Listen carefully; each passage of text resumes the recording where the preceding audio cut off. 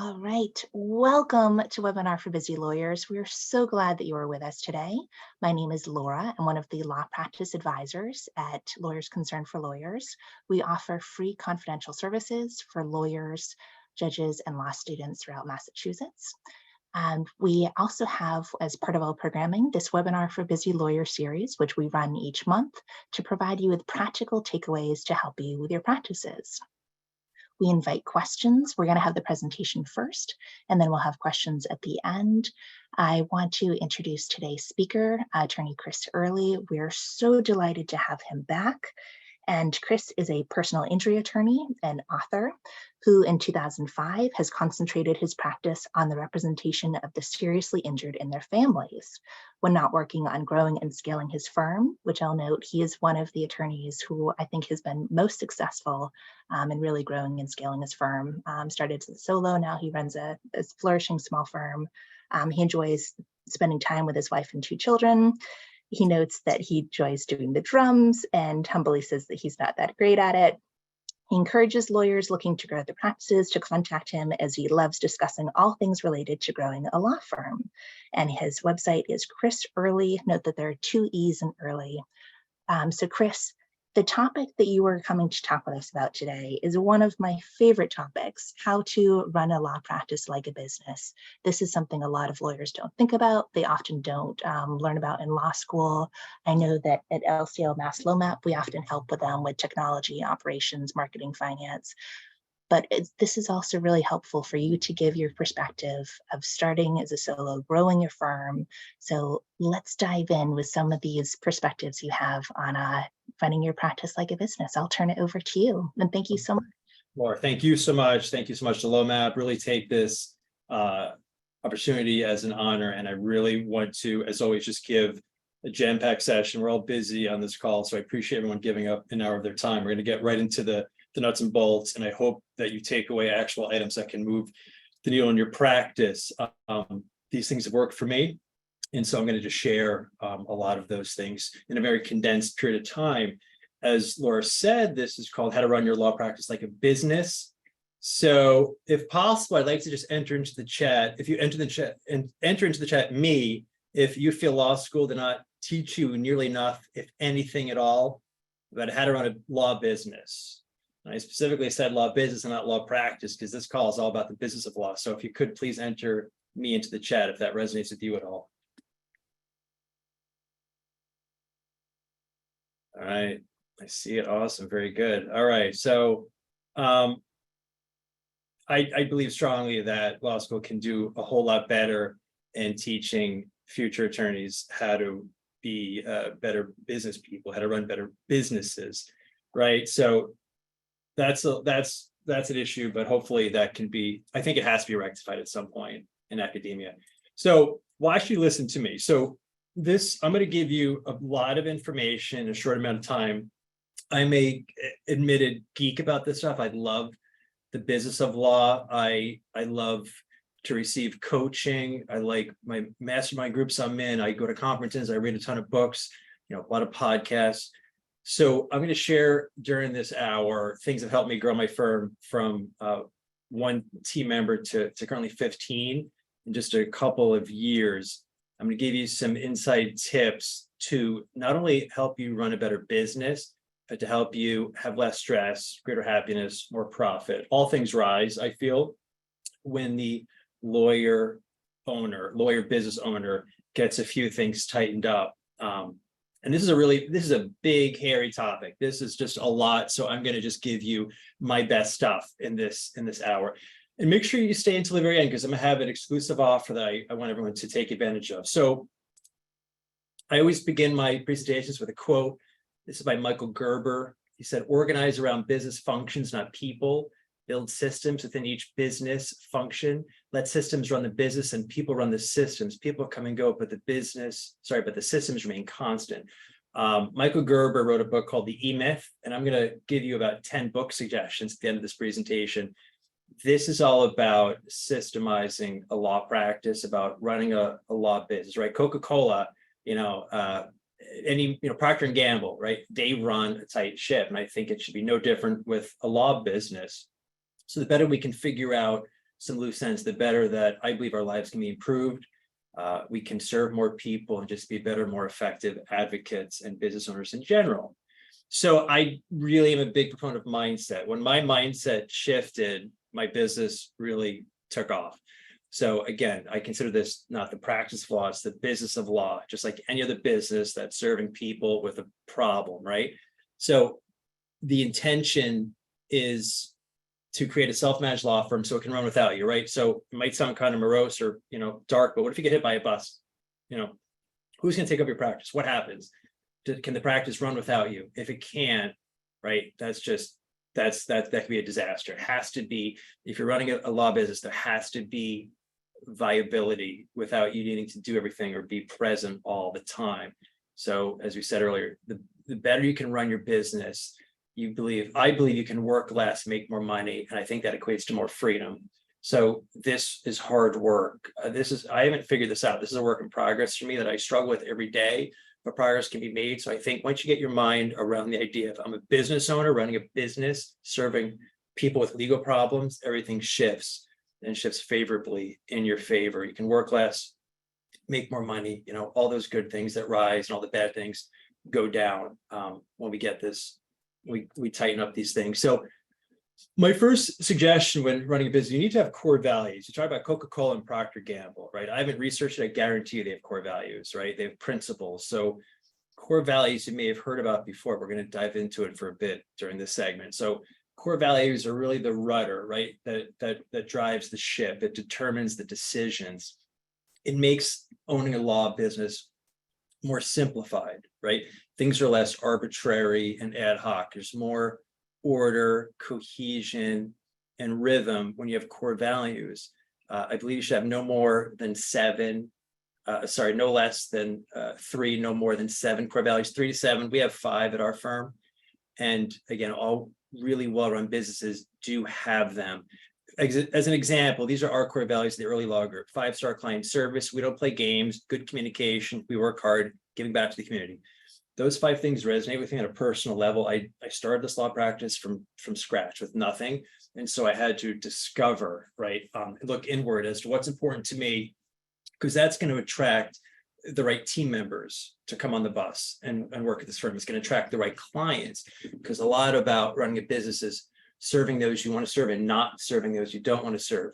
Core values help you make decisions, help you attract the right people to the firm that you want to interact with each and every day. But without core values, you're sort of shooting in the dark. And frequently I find missing the mark if you don't have your DNA, right, established. What's your DNA? What are your core values? What's important to you? Because frankly, you can't just be running a law business. It has to be in a unique law business that's centered around inviolate principles that are never deviated from. They're sacrosanct. They're just non-negotiable, right? It just makes everything easier, because this is hard stuff, but this makes it just a smidge easier. You may have heard of KPIs, key performance indicators. Let's go back to Coca-Cola, Procter & Gamble, right? They don't just show up to work and start making stuff, right? Everyone has a scorecard. Everyone has measurables they need to deliver, right? So I'm a big believer that which gets measured gets done. At our firm, we have KPIs. It holds people accountable, so people can't hide in the shadows and not get the job done, right? If we want a fully optimized, high efficiency business, we need measurables to measure our production against. I believe every team member should have a KPI, roughly 2 to 3 of them. For example, our new client specialist department, some people call it intake. I feel like new client specialist is a little bit of a less clinical term. KPIs for new client specialists: set up at least 40 cases per month, sign at least 90% of the wanted leads. It may seem like, we're trying to eat the elephant in one bite, but we're not. We're just slowly, figuring out how to run the business better. And in large part, that is to create transparency, so everyone is held accountable and responsible to accomplish what they need to accomplish. And we have a scoreboard each month where we show the production numbers. I know, I don't know who exactly it was. It was an auto manufacturer, some auto baron in the early part of the 20th century. I think it was Ford, someone of his stature. It might have been Henry Ford or someone else. What he would do is write on the factory floor the production numbers of the day team, of what they produced that day. He wanted the night team to see that written on the floor so the night team could outperform the day team, right? It's just a way of, producing at a high level and constantly improving. And we'll talk about improving and optimizing systems and production as we move forward in this hour. But KPIs, just start today if you can. Just think of one or two that you can figure out that will drive the needle in your business. Systems and processes, this is what it's all about for a really well-run business, right? Any major corporation, there's no arbitrariness. It's all very choreographed, right? It's almost boring in terms of how they do things because it's so repetitive, right? So many repetitive things that companies do, just like a law business, right? If you're a family law attorney, you probably see the same scenario many, many times. If you do transactional work, right? You do personal injury like me, there's just certain typical situations that arise that must be systematized in order to make the work product flow faster. And for more importantly than that, clients to be happy and better served, that you're able to fix their problem quickly. Chat GPT wasn't around when I was creating my system. So I highly encourage you to explore Chat GPT. It can help you save hours of time. And this is about, systems are one thing. We need the right people. We'll talk about hiring in just a bit, but we got to really hire slow. We got to hire the right people to run the systems. And I can guarantee every single person on this call, that star receptionist you have, star paralegal, star whoever, they're going to leave. It could be today or in 7.5 years, whatever it is, they're going to leave. What are you going to do, right? Think, plug and play. So when the receptionist leaves, you have not only job offers out there, and we'll talk about that in just a bit. You have job offers ready, job ads ready to deploy out there into the public. But once you attract that star receptionist, they can be inserted into the firm, and so you don't miss a beat. So clients don't feel any disruptive dynamics there, so they're better served. So the faster we can get a new receptionist in, the faster we can onboard them with the right systems in place. Automation, Laura, I know I'm an automation fanatic. You gotta utilize automation technology when you're running a law business. The greatest extent you can automate client communication. That can be done with a CRM or customer relationship manager. There's so many technologies that can enable you to automate client communication. For example, we just implemented a client portal in our firm. So our case management software has a portal where clients can look at their case, literally like check in and see, and that reduces the amount of phone calls and emails that come in because the client can see exactly what's happened. The client can ask questions directly. The client gets automated emails about who the team is and who's assigned to your case. It personalizes the relationship.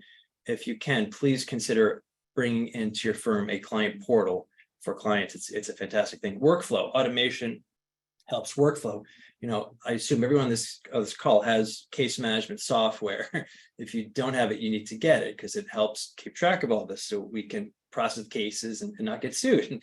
So workflow can be automated with the right case management. And marketing, right? When you're running a law business, marketing, I think, is number one above all else. Marketing can be automated. That's a big subject. I can't delve into the weeds too much on that right now because of time constraints. But your marketing systems, I believe, should be very, again, boring, routine, not your marketing content. I think your marketing content should be different and attention grabbing, right? And it tastes away, of course. But the systems in which you market each and every week should be boring, repetitive, and on lock, uninterrupted each and every time. Delegation, right? I've talked about this before in other presentations. Delegation for the business owner is crucially important. You can't grow a business without delegating. You can't do everything yourself. You're going to drive yourself crazy and kill yourself. So you got to delegate it. My belief, if someone can do something 50% as well as you can, delegate it. John Morgan, you may know of him. He's a famous personal injury attorney. I just had him on my podcast. I do a podcast called The Early Show. John Morgan is a near billionaire at this point, I'm sure. I asked him on the podcast about ruthless delegation. He said he would delegate ruthlessly to people he knew he could trust to get it done. He called it send and delete. When he sent things to people, he could just delete it from his brain or his inbox, knowing it's going to get done.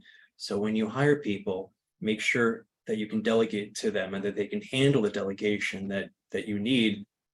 That'll help you to grow and scale your business to whatever degree you want to. And just focus on only things that you should be doing as a business owner.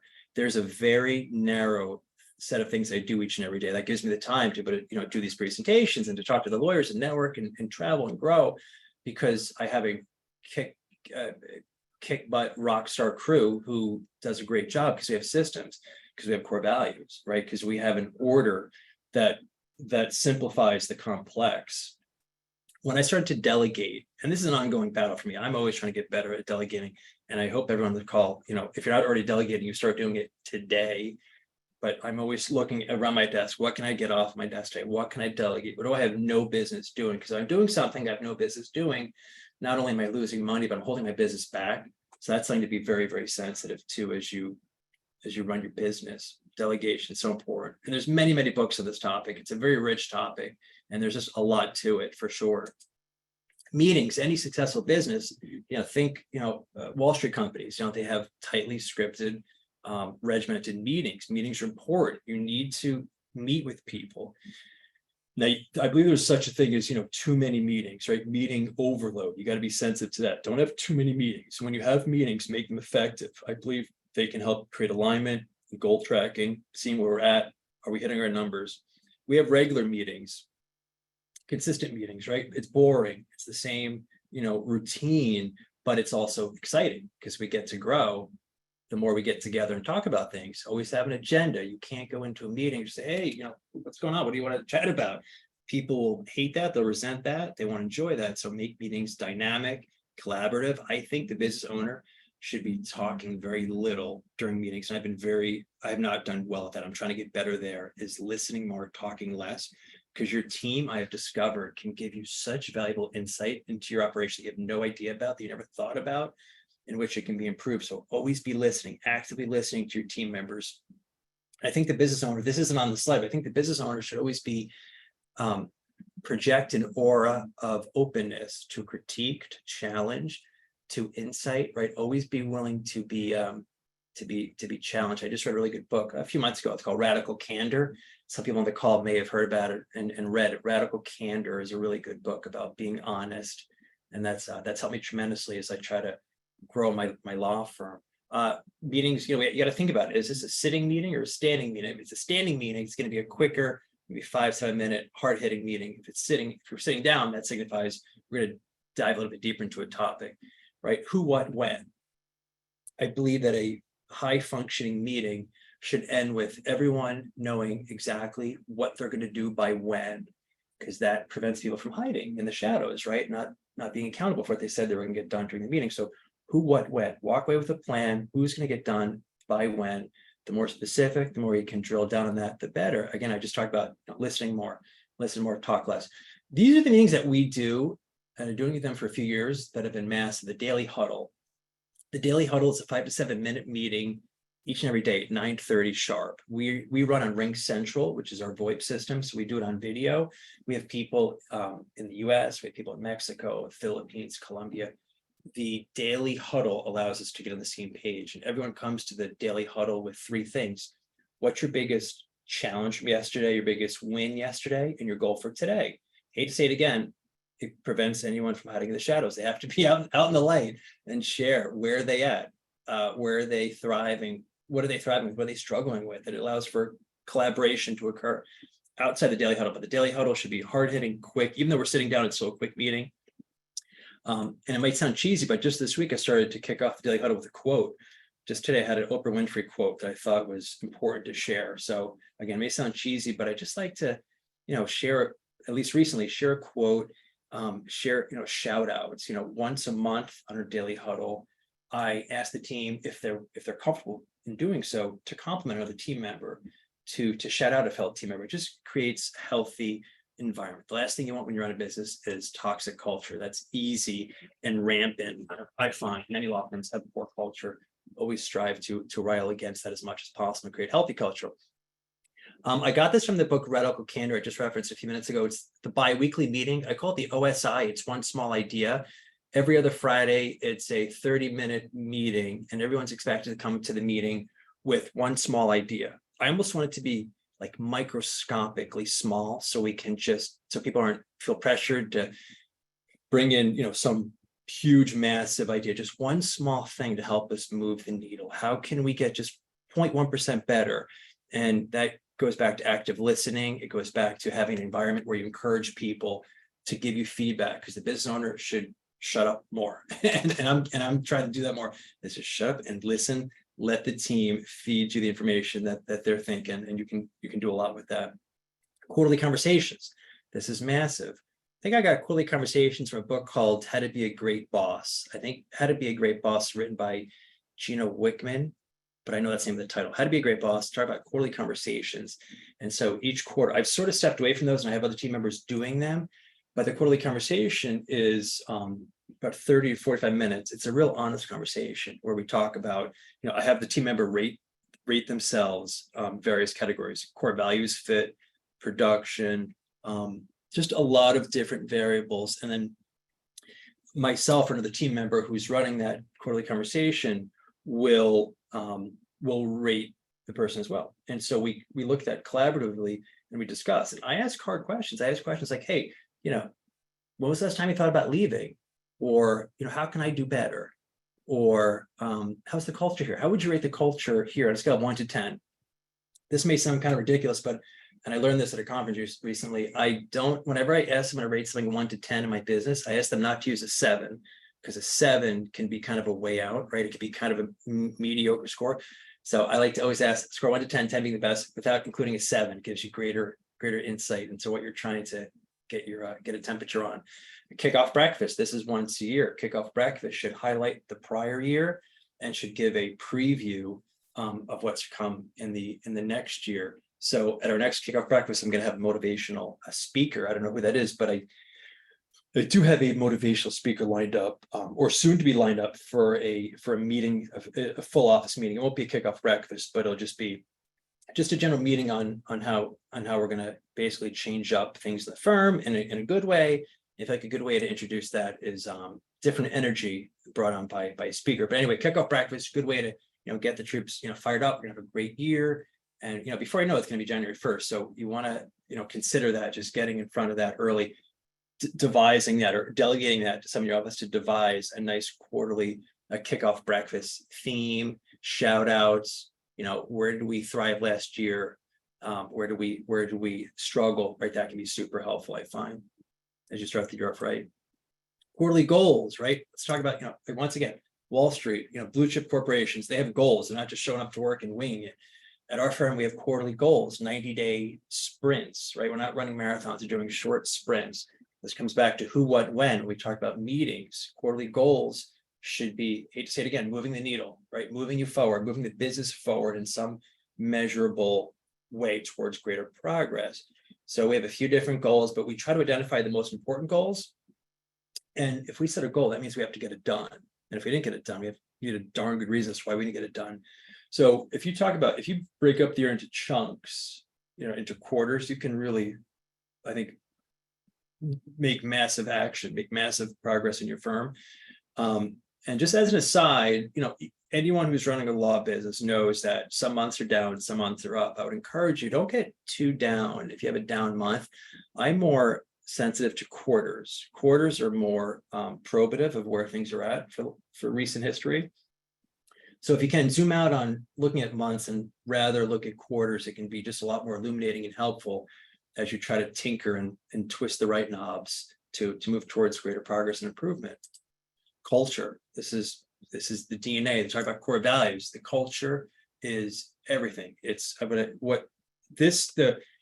I think core values are the articulation of the culture, right?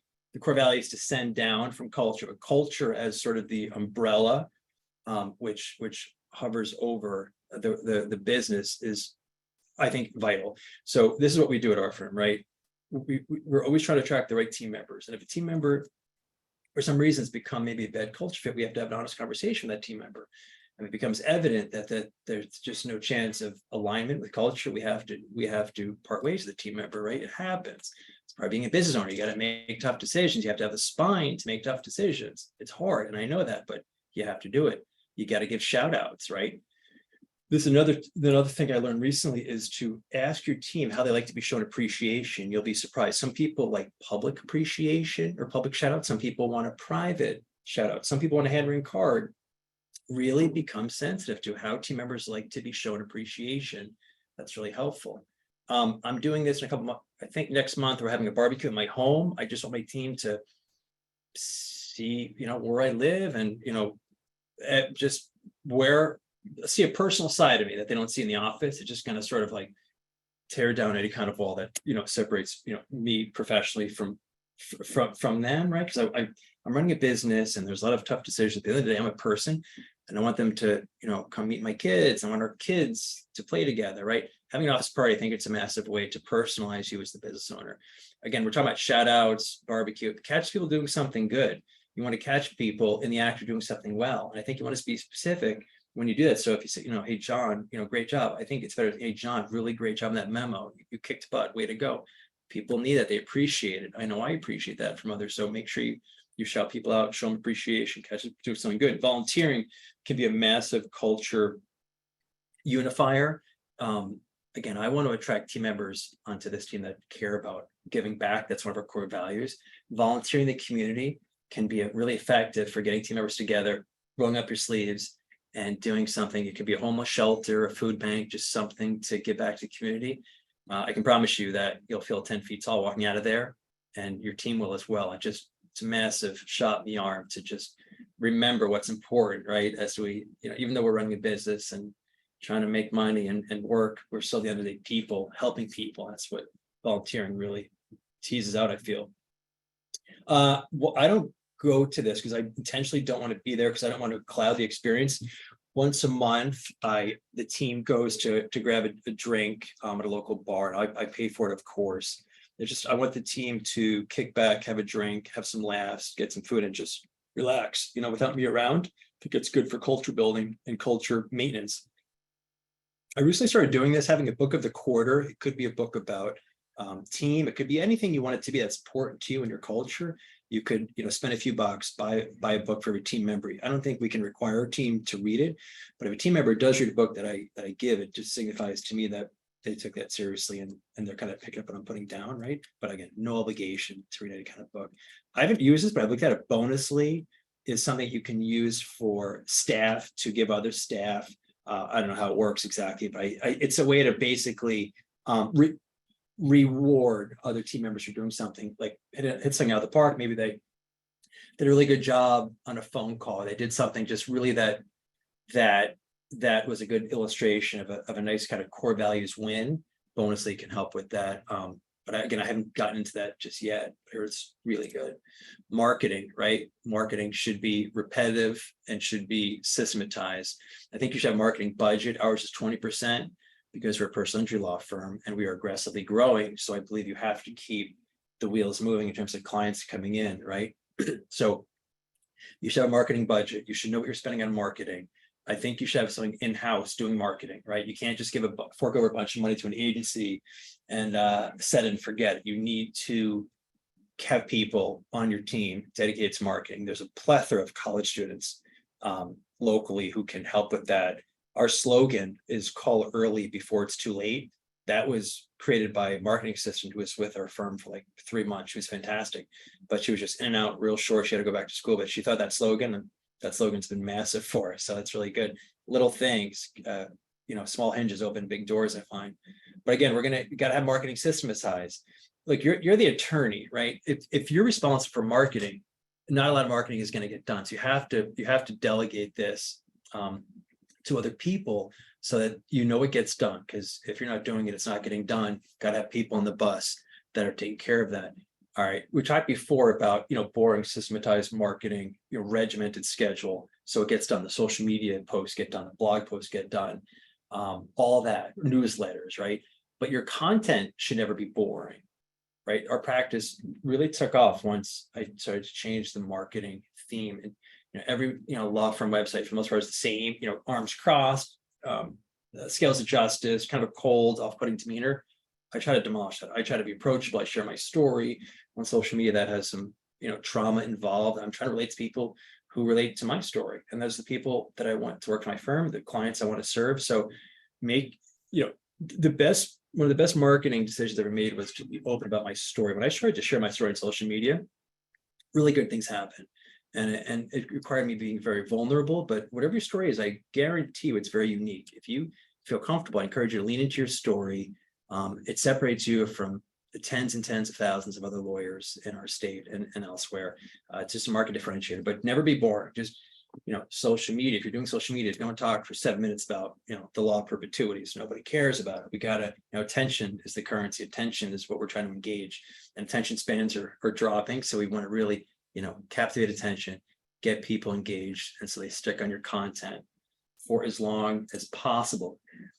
Here's some book suggestions I alluded to before: The E-Myth by Michael Gerber, Traction, Fireproof, Spirit of Kaizen. Kaizen is a Japanese concept about daily improvement. So small tweaks, small turns of the dial to continuously, repeatedly be improving. And again, it's just microscopic small changes, but consistently each and every day. That's when big things happen. I feel Never Split the Difference is a really good book about negotiation. If you haven't read it, I encourage you to read it. Christopher Voss wrote it. He was a former FBI negotiator. Such a good book. Never Eat Alone is a really good book about networking. I recommend this on all my presentations. That book is about giving. It's about networking to learn how you can help people, not just what you can take from people. Really important. This is a really good book, The Lean Law Firm. The Lean Law Firm gets into KPIs that you discussed before, about leaning out, right, through efficient systems and processes, right? You always want to speed up the case. And I don't mean speed it up in a haphazard way. I mean, how can you solve the client's problem faster? How can you close the case quicker? That's what all clients want. The clients don't love lawyers, right? I know everyone on this call knows that, right? We're not the most beloved people. So we got to figure out the client's problem quickly. We got to have a system in place that hopefully is better than our competitor down the street, that we have an identifiable system for resolving cases, right? Moving cases faster than another firm. That'll separate you in the marketplace. But those are just a small segment of books that I can recommend. Feel free to reach out after the call if you like. I can happily recommend others, but those are some ones that I really found value from. Okay, that was a lot I threw at you. This has worked for me, right? You have to decide if it would work for you, if it's something that you want to experiment with, but I can really talk about what has worked for me. But if people are so inclined, I'd love to hear, your biggest takeaway, anything that you learned, anything that was a reminder of something that you've been meaning to do. If you put in the chat, I'd love it. Okay. Give another second. All right, as we're doing that, this is the offer I alluded to. I read a newsletter strictly for attorneys, completely free. As I said, I'm a geek and I like to talk about this stuff, and I write a lot. And this monthly newsletter talks about all the things that are things you probably think about, right? Marketing, hiring, onboarding, culture, systems, a lot of stuff we talked about today. I kind of get into it. I write for the ABA each month, and I insert into my newsletter the ABA article for that month, so give you extra value. But I would encourage you to subscribe. All you have to do is scan this on your cell. You automatically be on a newsletter list. It's once a month, no pressure. If you don't like it, just email me. Hey, Chris, I want to get off the list, but I haven't had anyone do that. It's just a way for me to do what I like to do, which is to talk about the business of law. And then, so just give another second if anyone wants to scan that. Laura, happy to field any questions if we have time. We do. We have some questions coming in. First of all, thank you so much, Chris. That was a wonderful wealth of information. I appreciate how you draw insights from the vast amount of books you read, and you point to us for further resources, as well as you draw inspiration from your own practice. We have a number of questions that have come in. We've also had comments. We'll go through some. If you haven't had a chance to write in yet, please feel free to still do so. So one of our first questions is about how, for good client communication, how can you handle a client's unrealistic expectation as to the value of a case? Brutal honesty. Doctors have to give bad diagnoses constantly. There's, doctors who treat cancer who have to give terrible news each and every day, right? We have it easier. We are simply talking about legal problems, right? That they can be serious, but it's not life ending. So you have to get people their medicine and tell them, look, This is the value of the case. I'm sorry, I wish I could do something about it. If you could just remove it to the objective that this is the value, right? Apart from their emotions, how they're feeling.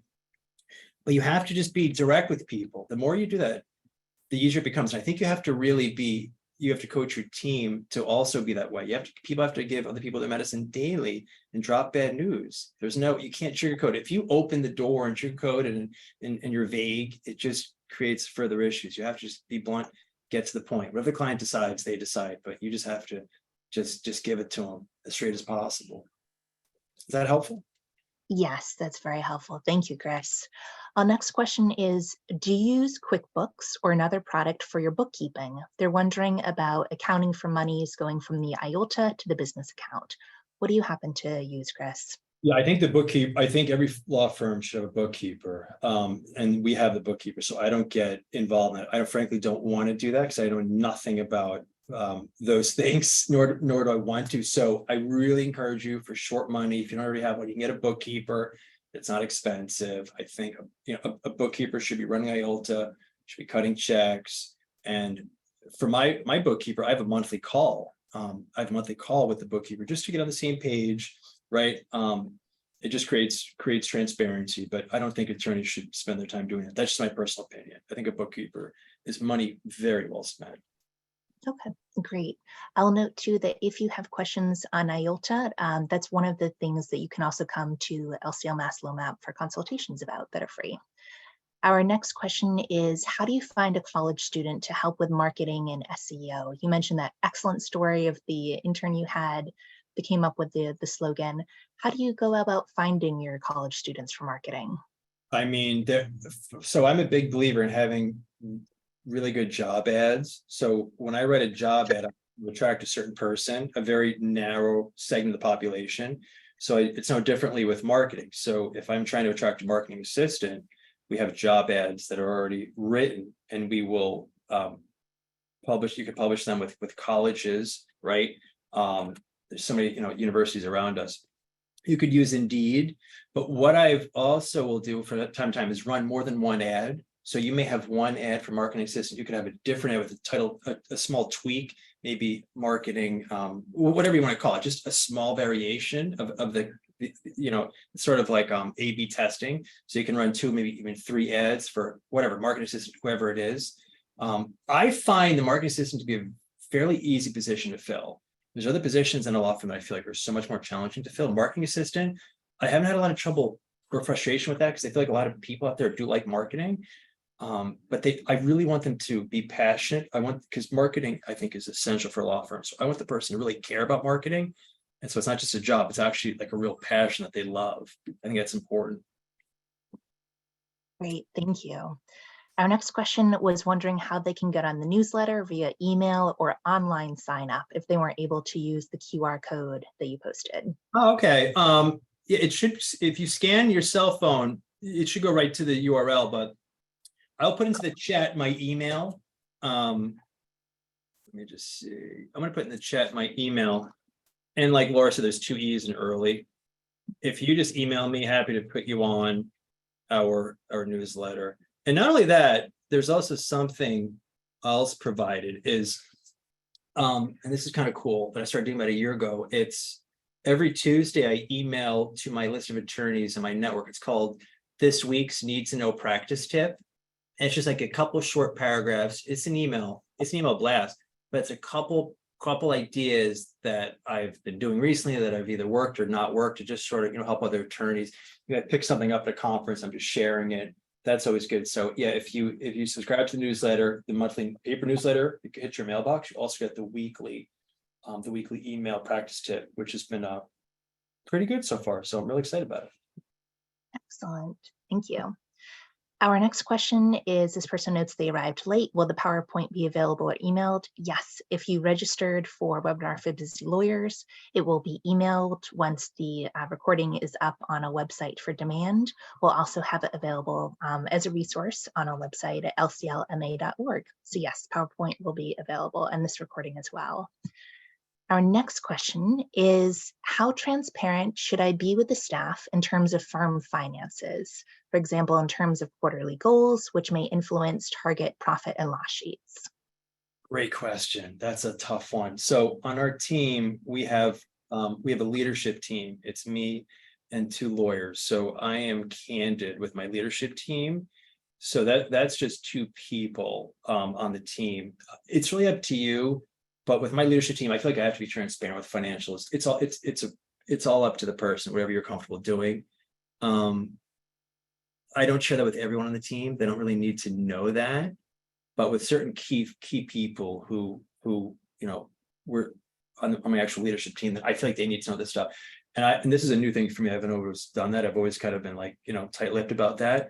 It's up to you. I just use your discretion. Some things the leadership team does, they don't need to know every single financial aspect and nuance, but they need to know where we're at, year to date, for example, to know what we need to do for the rest of the year to hit our goal. So I kind of have to keep him in the know on certain things. But certain things I withhold. I don't need him to know every little thing, but it's up to you and what you're comfortable sharing. Great, thank you. Our next questioner asks, can you speak about how to initially capitalize a new law firm? I'm sorry, what was the question again? How to capitalize? How to capitalize when you're starting a new law firm? How do you raise the money to start to have the capital to get going with it? Yeah, it's lean. So it's hard. I started out of law school. I was, they say youth is wasted on the young. I didn't have a lot of expenses other than student debt. So just prepare to make very little, very, very little your first year. I would encourage you, if you're comfortable with it, to get a line of credit, to have that in your back pocket. It depends where you're at with your career. I wasn't married with kids at that point. I was just a late 20 bachelor, so I just kind of let it ride. But you need the capitalization. One thing I would impress is you have to be careful of cost creep. As you grow your practice, things get more expensive. Everything mushrooms. You need to be sensitive to everything getting more expensive. In your first year, if you're just starting out, keep everything to a bare minimum. The pandemic has changed everything. So the new business owner can really leverage that. You don't really need to spend money on real estate, on a office. Certain things you can really get lean on with expenses, but you're gonna have to have, I would say, 6 months of cash to live on, because look, if I can do it, anyone can do it. But I started doing just personal injury. That's all I started. That's all I've ever done. It took me months to get paid, and it was scary, right? Student loans had to be paid back. So there were just so many financial concerns. But depending on where you're at, if you have some money, good, that'll get you through. But a line of credit can be there if you need it. I hope that helped, but it's a tough question, because there's no beating around the bush. It's hard financially when you start off. That's why most people don't do it. It's not for everyone. It's super hard. Those are some great insights. I would also add that you really want to think about budgeting and putting your expenses where you're going to need them most. If you don't need the most high-end legal research system or other ones, look for example, like Mass Social Law Library or Massachusetts Bar Association, which will give you a free legal research system member benefit. Look to really prioritize. There also are a number of great topics on this. Chris mentioned that he writes for the ABA. One example article here, title is "Why Should a Solo or Small Firm Prepare a Budget?" So just think about that. Our next questioner asks, well, first they note, thank you so much for speaking with us today. We echo that. What case management system did you use for the client portal you mentioned? Sure. We have cloud-based case management software. It's called NEOS, N-E-O-S. That's just basically personal injury case management software. The portal is called Case Pulse. There's a bunch of options out there, and I think I believe it's pretty short money for the portal, but even if it was double the price, I'd still pay it, because it's so valuable. Because we're in the business of generating referrals from clients. We want them to be our raving fans. We want to give them the best experience. So a portal goes a long way towards eliminating any issues with communication, which is the biggest complaint that lawyers get. My lawyers can communicate with me. A portal really gets to that. So if your software allows for it, I'd encourage you to explore that, because it saves time. Again, they're not going to call as much, email as much, because they have the access. And some people don't. I've learned it's strange, but some clients don't sign up for the portal. They opt out. that doesn't matter to me because we gave them the option to do it. So they had the option. They said, no, it just looks good to the client that we tried at least, to give you that access, whether they want it or not, that's fine. But we're trying to enable the best communication possible. I'm pretty focused on that for sure. Great points. And I echo that. Client portals are so helpful, both to the clients, but especially to law firms. It's much more efficient for client communication.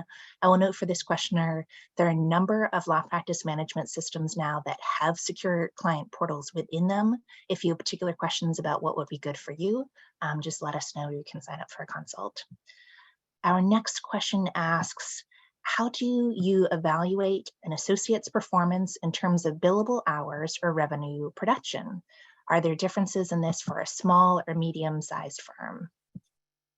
Yeah, so in our firm, we handle personal injury, so it's all contingent fee income, but I track everything up for the associate. I track how many cases have they settled? How much revenue have they brought in? How long do their cases take to resolve? How long do their pre-suit cases take to resolve? How long do their litigation cases take to resolve? I don't know what type of law you practice exactly, but this is an ongoing process of always digging deeper and deeper into the metrics. A lot of these softwares have dashboards. We utilize dashboards, so I can just see, click of a mouse, I can see nice pie charts that show me these things. So if you're not already doing that, I encourage you, if you have an attorney on staff, you have to measure performance. You can't just, pay someone and hope for the best. It's no different than any other position. It's not, I don't care if it's a paralegal, whoever we talked about this before a little bit, you need to measure. And the better you can measure performance, the more you can hold people accountable, the more you can spot issues, identify trends, get ahead of things that maybe are not where you want them to be. And also to reinforce things that you like. If you see something going in the right direction, you want to shout that person out and say, hey, you're doing a great job. That's awesome. But you got to really focus on the nitty gritty of those metrics as much as you possibly can. And you'll find that it's never ending. You're always going to find something else to track. And for me, I kind of like that. I enjoy the pursuit of always tracking better and more extensively. Excellent. Thank you for those tips, Chris. Our next question is, could you talk about a particularly impactful decision you had to make for your business? How did you approach it and what were the results? Really good question. So to backtrack for a second, I scaled when the pandemic hit, which was lunacy because there were no cars on the road, everyone's at home, there's no personal injury accidents. So I saw an opening. I saw a market that was porous that I could just, scale it to. So that's what I did. I think honestly, the mindset shift is what got me going when I decided that I can only do so much by myself each day. I need people, right? Any business is about people. It's not about one person. So once you can get really good at, or just work on delegating and accepting that, nothing's going to be perfect. With my marketing pieces, nothing's ever perfect. We let it out to sea and we let it sail and see what it brings back, if anything, right? So my biggest pivot was the mindset shift. More specifically, I stopped thinking within the law. I stopped looking at this just like a law practice. I started to look at it like an actual business. You can learn so much from plumbers. You can learn so much from hairstylists. Like, how do they run their business? Well, that's an interesting marketing idea. That's a nice way to run a business. You can always extract from other industries and bring it into the law. I feel like so many lawyers were just siloed into the law and how we do things, but there's so much inspiration. So once I shift my mindset that it's not me all the time, there's other people I need to help me get to where I'm trying to get to, as well as looking outside the law, those things really helped. But that's a really, really good question. And it's a big answer because there's so many things that went into that. Those are really the biggest needle movers on that end for sure. And I want to echo that. Thank you all for the attendees. You're submitting very thoughtful questions. Our next question is, what is the percentage of operating budget assigned to marketing? I know that this would depend on practice area. I believe you said yours was around 20%, Chris. That's right, Laura. 20%, which is pretty aggressive. I think most rules of thumb say 7% I've seen, but I see my philosophy is when I make money, put it back into the business. So it compounds, right? The business compounds. So I'm at a point where I just, put it back in, but that's my personal philosophy. Maybe you're comfortable taking more out. So maybe for you, it's less, maybe it's 3%. It's all determined on where you're trying to get to. That helps guide how much you should be putting on marketing. but you need to create a budget. That's so important. I didn't always do that. But once I started to do it, I could see, oh, wow, Google's pretty expensive each month, right? It's easy to use a credit card, swipe it, but it's harder to, it's more important to actually know what am I spending on relative to my other spend. How much am I spending on a newsletter? How much am I spending on everything in the office should be itemized. You should know everything that you're spending. And that's where a bookkeeper can help you make sense of things that can seem kind of confusing sometimes. Yes. And just to clarify that, Chris, when you said Google can be expensive, I believe you're talking about Google AdWords. Correct. Google AdWords. Sorry, that's right, Laura. Google AdWords, terrifically expensive. So easy to spend the money. Social media advertising can become expensive. It's easy to spend. And like I said before, don't ever get seduced by agencies, marketing agencies. They see lawyers, they see dollar signs. You got to be very circumspect with these agencies. If I ever hire an agency, which is rare, if I do, I have rhythmic meetings to hold them accountable. And I never sign a contract, never sign a 2-year long contract. There's a reason why they want to, suck you in, basically. They want you around for a while. Well, I like to keep it, gotta keep it month to month and see what we could do, but don't be careful with agencies. I see people get taken advantage of all the time. That's a good caution. There are also some free tips you can do for marketing. For example, putting yourself on Google My Business is free. Our next comment, thank you. We have a note that the trial courts have in-house research as well. If you're looking for legal research, this dovetails back. And they put a link to mass.gov.info details and LexisNexis and VitalLaw at the library. Thanks so much, Luz. Our next question is, where do you advertise? Social media or other places? Everywhere, literally everywhere. I've recently gotten into TikTok. So here's what I've been doing with TikTok. I'll make a video and edit it and put it on Instagram. Google My Business, Laura. Google My Business, Laura just mentioned that. That to me is, as I like to say, a writer downer. Google My Business, massive. It's free. There's such power. Google loves when you show love to Google My Business. So make sure it's established that you actually have that platform utilized and that you're feeding it content constantly. So anyway, we recently have been doing TikTok videos that can be leveraged onto Google My Business, Instagram, even LinkedIn if it's LinkedIn worthy or LinkedIn appropriate. Facebook, right? We're doing Reels. So if we see an ad does well, we'll put some money behind it, right? If an ad organically is doing well, that's an indication that it's a good ad. But that's just social. We do email marketing, we do newsletters, do some TV. We've tried radio. There's organic, right? You can just write ChatGPT. You could write. It can help you create content. I think you got to check the content, obviously, but ChatGPT. And frankly, if you ever stuck on something, ask ChatGPT. Hey, what are some ways I can market my law firm inexpensively and creatively? Those are just some of the ways that we market, but I'm trying to be, as prevalent as possible. I'm just trying to show up as many places as possible. And so I think you can't be shy when it comes to marketing. I think you have to be out there. People have to be able to find you. You can't be obscure. Thank you, Chris.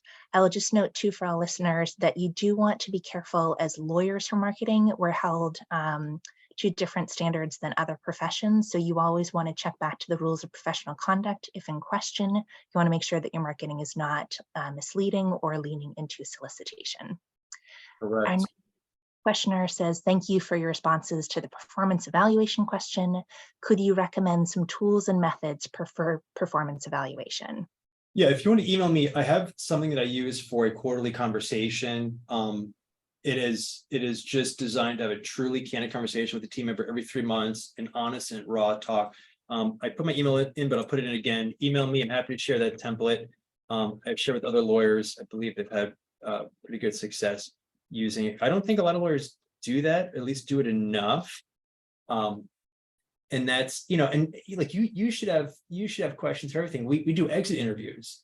And yesterday we did an exit interview with a team member. That's how we learn. So you always want to be talking with team members, finding stuff out, and just learning as much as possibly can about the business and what people are thinking about and how they're doing. Just got to check in, basically. Excellent. Thank you. Our next question is, would you describe the unique value proposition of your business? What sets you apart from competitors? Customer service. customer service, right? We strive, I think you've heard me say it for Laura, we strive to be the Four Seasons, the Ritz-Carlton, right? Try to just give a white glove service. I think any business that focuses on that client service, I think that can be a differentiator, especially in the legal market, where, let's be honest, a lot of, too many legal professionals don't focus on the client, the betterment of the client. That's our approach, the betterment of the client, focusing on that. We find that good things happen. Excellent. Thank you. So we have answered all the questions in the chat. I just want to highlight back to we had such a wonderful conversation going through the chat. Chris, when you asked about how many people had not learned about law practice or running a law practice as a business, we had a lot of people chiming in with me's. I want to share some takeaways from the audience on what they found for helpful takeaways from today. One person put delegating, the another put setting 2 to 3 goals per quarter. Another said they really found all of these to be useful tips, in particular that you shared your practice is a work in progress. They found that inspiring. Another person wrote, they love your point about praise and reward being dependent on the individual and not one size fits all. Another person wrote, the biggest takeaway is that by implementing systems, you can efficiently manage your firm and your time. Another person wrote, great presentation. I follow you on LinkedIn. The concentrating on one small thing, moving the needle at a time is very insightful. Found so many golden nuggets here. And I think that captured most of our, and sorry, we just had another one here. This person writes, I'm so glad I was able to attend this. This session was truly invigorating. I thoroughly enjoyed every slide, with the culture slide standing out as my personal favorite. I want to give a special mention to you, Chris, for your excellent guidance. Here's to you and your continued success in business. Cheers, and wishing you many more prosperous years ahead. Oh, that's lovely. This made my day. Thank you so much. That meant a lot. And I see someone wanted Chris's email shared again in the chat, so I'll put that. All right, so as we're drawing to a close, I will note that our next webinar for busy lawyers will be in September. We're going to have someone from the Lawyers Depression Project. September is both Self-Care Month and Recovery Month. As part of Lawyers Concern for Lawyers, we help lawyers, law students, and judges with a wide range of things, everything from law practice management to well-being and mental health, addiction support. So we're going to have someone from the Lawyers Depression Project give us some tips on self-care and also on recovery. And let me see, it looks like we had another comment. Thank you for answering the questions. It was great to know you, and they look forward to being in touch. Chris, I want to turn it over to you for final thoughts. Before I do so, I want to thank the audience again for your great questions, your time and participation. We've really enjoyed having you here today as part of a webinar for the Z Lawyer series. Chris, always a pleasure to have you come present as an expert speaker to us, and I'll turn it to you for closing out today. I'm just so humbled, and I mean that sincerely, to be able to talk to so many smart people. Laura, thank you for the opportunity. I take it super seriously. To be frank, if I can do this, anyone can do this. Nothing special about me. The only thing that I found success with is knowing what I want to do, what I don't want to do. And to be candid with you, I don't love the practice of law, I like the business of law. So I try to live there. So wherever you want to live there, lean into that each and every day, and you leverage technology, leverage, other people to help you stay there and to do what you love doing. So your life is just the way you want it. Because I think we have the ability to do that as attorneys, right? But just do what you want, stay there. That's how has helped me with my business, with my family, wife, my kids. All the good things happen. Do what makes you happy, what gives you energy, where you thrive. And I think that's where we should all live and aspire to be at all times. Insightful words to end on. Thank you so much, Chris. Thank you, everyone, and hope you have wonderful days. Bye.